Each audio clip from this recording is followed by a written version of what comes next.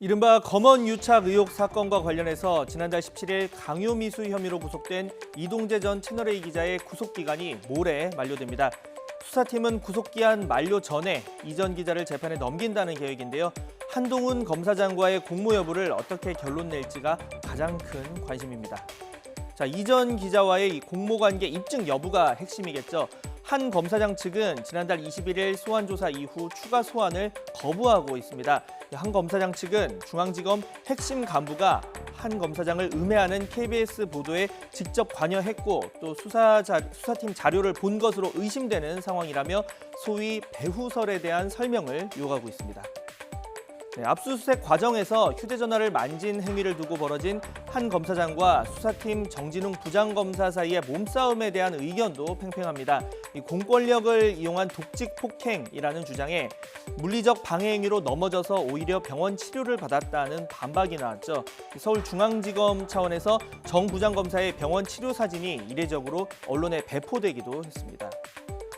6탄전은 설전이 돼서 장외까지 번졌습니다. 더불어민주당 서른 의원은 한 검사장의 행동을 압수수색 영장 집행에 대한 방해다 이렇게 해석했고 열린민주당 김진애 원내대표는 미국의 쇼트트랙 선수죠. 안톤 오노의 행동에 빗대서 오노의 페인트 모션이다 이렇게 지적을 했습니다.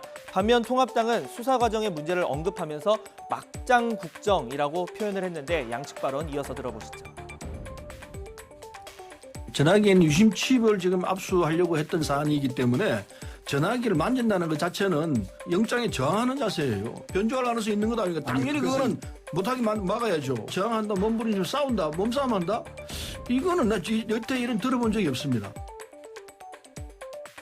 요 며칠 사이에 우리나라 국정 전반에 관해서 참담하고 분노스러운 현실을 많이 겪었을 겁니다. 국정 어느 구석 하나 온전하고 성한 데가 없고 막장을 연출하고 있습니다. 부장검사가 검사장을 올라타고 폭행하지 않나. 네, 한 검사장 휴대전화 유심칩을 공기계에 넣어서 한 검사장 메신저에 접속한 뒤 메시지를 들여다본 것에 대한 논란도 이어지고 있습니다.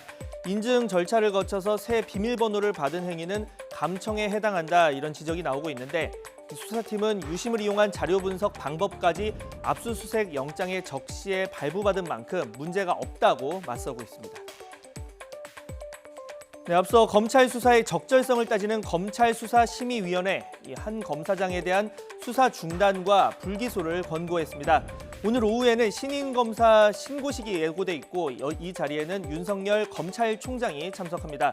검찰총장의 메시지가 따로 공개될 예정인 만큼 이번 사건 등 주요 현안에 대한 간접적인 심중을 드러낼지 관심이 쏠리고 있습니다.